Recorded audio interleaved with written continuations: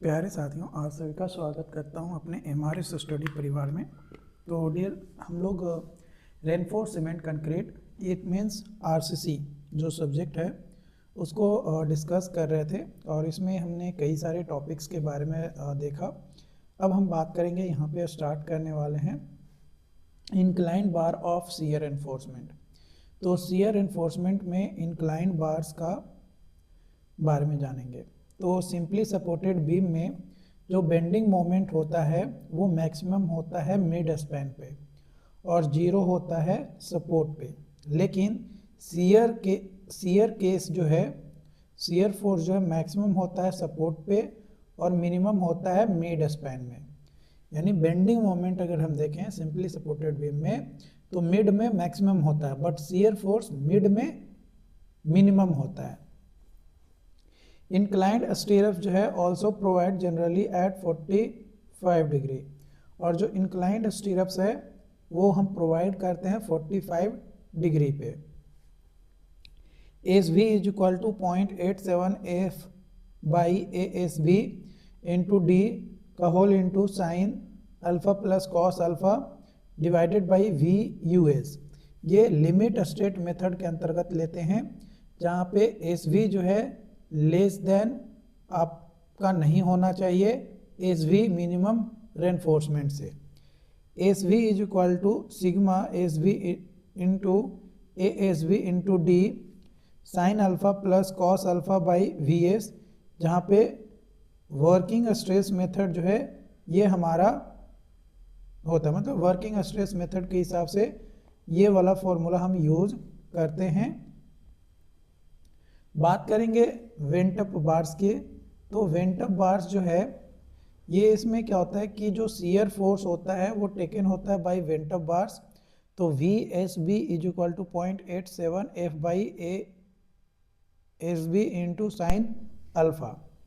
जो F E 500 grade steel है उसका यूज नहीं किया जाता है शियर एनफोर्समेंट में, है ना, उसका यूज शियर एनफोर्समेंट में नहीं करते हैं।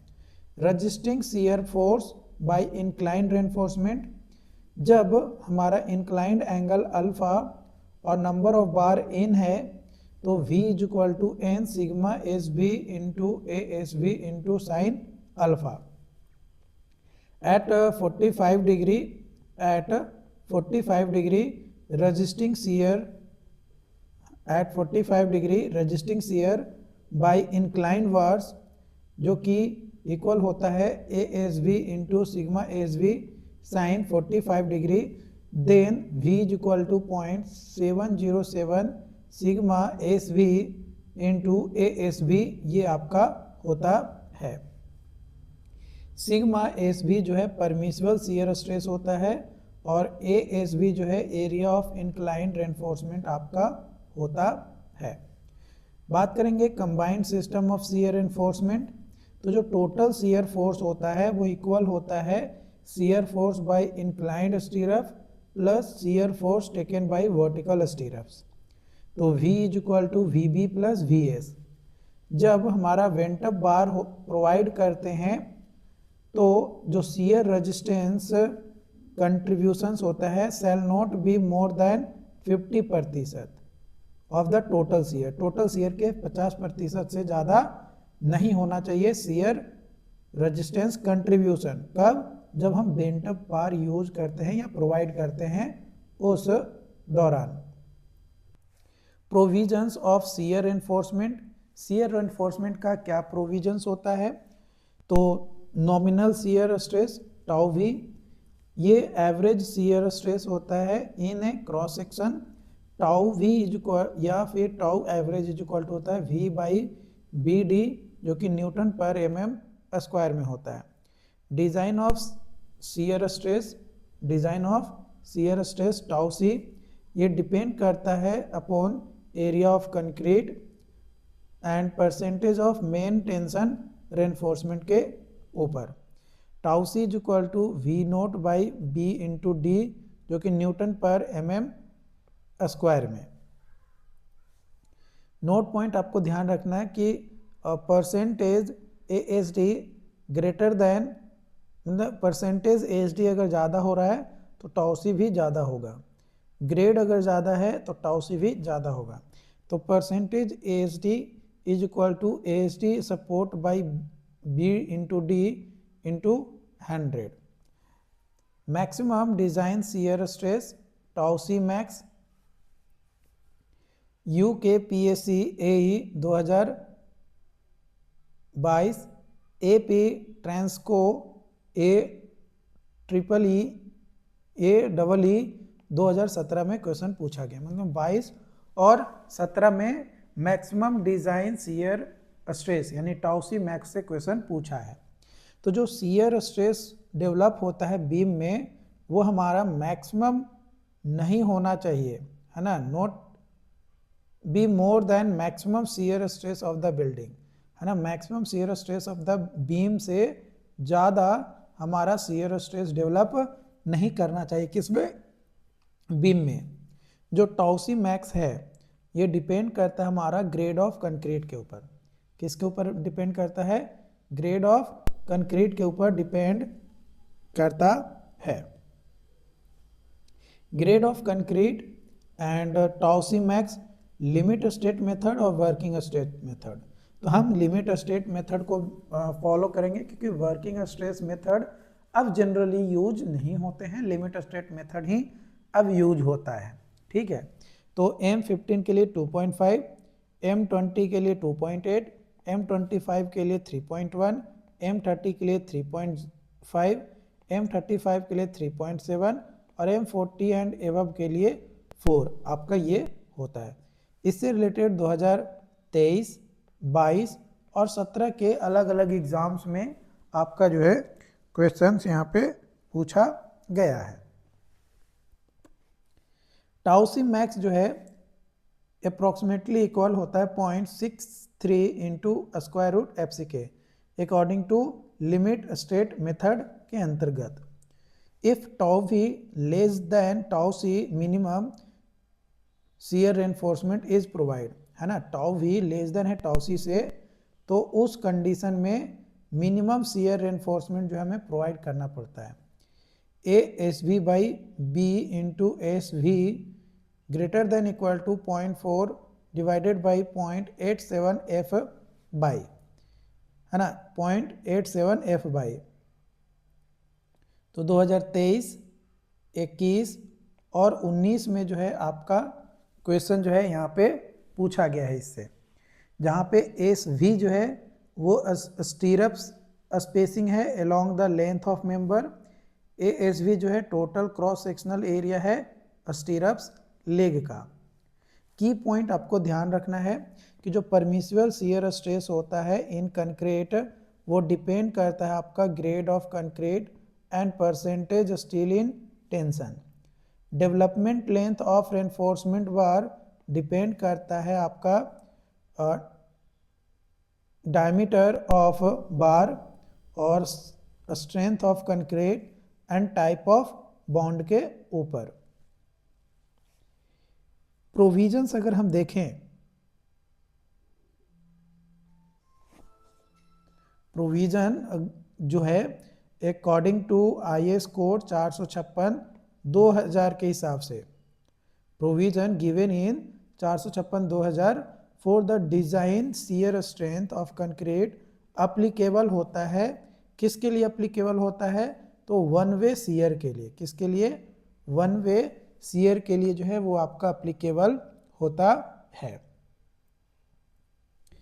Reason to provide minimum shear enforcement, minimum shear enforcement provide करने का क्या रीजंस होता है, 2017, 14 और 4 में आपका जो है क्वेश्चन पूछा गया है। To prevent bursting of concrete cover, to avoid brittle shear failure, to hold up reinforcement in their own place while concreting, to prevent brittle shear failure due to shrinkage, internal cracks, thermal stresses। तो इन कारणों से हमें minimum shear enforcement provide करने की ज़रूरत पड़ती है। Design of shear enforcement, design of shear reinforcement. तो टाउ भी ग्रेटर है टाउ सी से, but tau V less than है टाउ सी मैक्स से। तो उस कंडीशन में शियर रेनफोर्समेंट प्रोवाइड करेंगे फॉर शियर फोर्स के लिए। तो V S is equal to tau V minus tau C into B D. इससे रिलेटेड 2022 में क्वेश्चन आपका पूछा गया है। Tau V less than tau C, तो मिनिमम शियर रेनफोर्समेंट प्रोवाइड करते हैं। Tau V less than tau C by 2, तो no shear reinforcement is required for beam. Beam के लिए शियर रेनफोर्समेंट की जरूरत नहीं पड़ती है। Tau C by 2 less than equal to tau V, and ये लेस देन इक्वल टू है टाउ सी से, तो मिनिमम शियर रेनफोर्समेंट प्रोवाइड करना पड़ता है in the form of stirrups. Stirrups के फॉर्म में हम प्रोवाइड करते हैं। And tau V greater than tau C max, तो सेक्शन को हमें रीडिज़ाइन करना पड़ता है।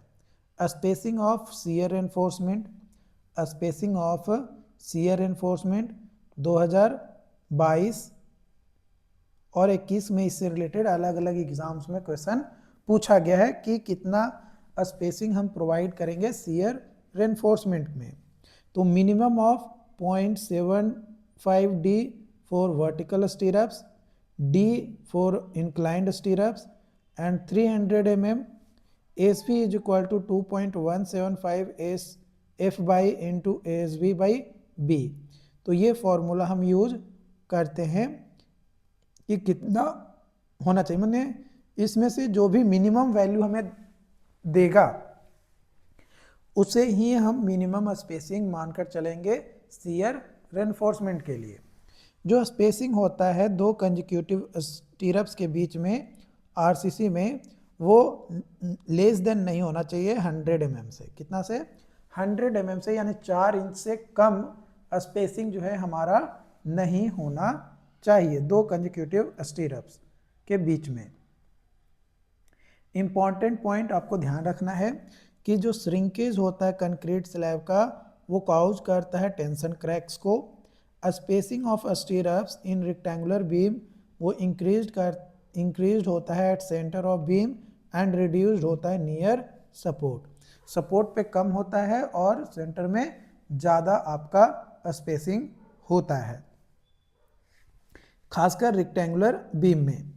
Bond in reinforced concrete section, reinforced concrete section में बॉन्ड के बारे में अगर बात किया जाए तो जो बॉन्ड स्ट्रेंथ है ये होता है बिटवीन रेनफोर्समेंट एंड कंक्रीट, जो कि जनरली हमें देखने को मिलता है या comes mainly from friction, adhesion और मैकेनिकल रेजिस्टेंस यानी डिफॉर्म्ड बार के कारण से। इससे रिलेटेड 2018 और 2008 के अलग अलग एग्जाम्स में क्वेश्चन पूछा गया है। इसके अलावा 2022 में भी क्वेश्चन पूछा गया है। एडहेसिव रेजिस्टेंस जो है प्रोवाइड किया जाता है by chemical reaction between concrete setting. जो बॉन्ड होता है ड्यू टू फ्रिक्शन वो प्रोवाइड किया जाता है by gripping of bars due to shrinkage. जो मैकेनिकल रेजिस्टेंस है वो प्रोवाइडेड होता है in the form of deformed bar. Deform bar के फॉर्म में प्रोवाइड किया जाता है मैकेनिकल रेजिस्टेंस को। Method of improving bond strength between steel and concrete. Steel और कंक्रीट के बीच में जो बॉन्ड स्ट्रेंथ है उसको कैसे इंप्रूव कर सकते हैं, इससे रिलेटेड 2022 में क्वेश्चन पूछा गया है। Using deformed bar in place of plain bars, increased grade of concrete, using thinner bars but more in number, increasing cover around each other, providing a standard hook, bends, anchorage, increasing the roughness of bar, increases the compaction of concrete। Types of bond के बारे में अगर हम बात करें तो सबसे पहला आता है नॉमिनल और डायरेक्ट बॉन्ड और एंकरेज बॉन्ड। तो जो नॉमिनल बॉन्ड है, जब सफिशिएंट लेंथ होता है steel embedded in concrete to resist pull और push force and increase bond strength, उसको बोला जाता है डायरेक्ट बॉन्ड। उसको क्या बोला जाता है? Direct bond. फॉर्मूला होता है आपका बॉन्ड ड्यू टू पुल और पुश, तो tau is equal to pi phi square by 4 into sigma S T. Development length for tension, tension के लिए डेवलपमेंट लेंथ, इससे रिलेटेड 2022 में अलग अलग एग्जाम्स में पूछा है। L D is equal to sigma S D phi into phi by 4 tau B D, जो कि माइल्ड स्टील के लिए होता है, जहाँ पे फाई जो है डायमीटर बार्स होता है, एल डी जो है डेवलपमेंट लेंथ होता है, और सिग्मा एस टी जो है स्ट्रेस इन स्टील होता है। Length of embedment, length of embedment L D is equal to T into B by 4 tau average. T जो है मैक्सिमम स्ट्रेस, डी जो है डायमीटर, और टाउ एवरेज जो है एवरेज बॉन्ड स्ट्रेस आपका होता है। डेवलपमेंट लेंथ अगर हम बात करें कंप्रेसिव बार्स की, तो इससे रिलेटेड 2022 के अलग अलग एग्जाम्स में पूछा गया है। तो एज पर IS 456/2000 के हिसाब से बॉन्ड स्ट्रेस ऑफ कंप्रेशन बार वो इंक्रीज हो जाता है 25%। कितना? 25% इंक्रीज हो जाता है।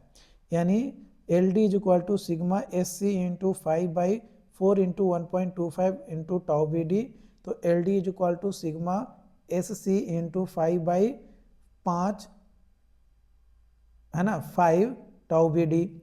जो डेवलपमेंट लेंथ होता है कंप्रेशन में should not be less than 24/5, यानी 24/5 से कम जो है आपका डेवलपमेंट लेंथ नहीं होना चाहिए कंप्रेशन के केस में।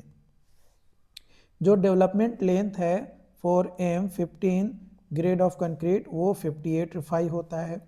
Development length should not be less then 12/5 in any condition, किसी भी कंडीशन में आपका 12/5 से कम डेवलपमेंट लेंथ हमारा नहीं होना चाहिए। Permissible bond stress for concrete tau B D in WSM, तो इसकी ज़रूरत है नहीं, क्योंकि WSM से जल्दी क्वेश्चंस आपका पूछा नहीं जाता है। बट अगर आप चाहो तो इसको स्क्रीनशॉट करके नोट कर सकते हो। बात करें बॉन्ड स्ट्रेस की, तो can be increased by H/SD bar, जो कि 60% होता है in LSM। Anchorage value for various types of hook and anchorage value 45 degree bend 4D, 90 degree bend 8D, 135 degree bend 12D, और 180 degree bend and standard hook 16/5। तो ये जो है encourage value है अलग अलग टाइप ऑफ हुक के लिए। तो आई होप कि यहाँ पे जो भी पॉइंट्स मैंने आपको कराए, ये पॉइंट्स आपको जो है समझ में आया होगा। अगर फिर भी कोई डाउट्स आता है, कोई कन्फ्यूजन रहता है, तो आप हमें कमेंट करके ज़रूर बताइएगा। मिलते हैं नई वीडियो में नई अपडेट के साथ। Thank you so much.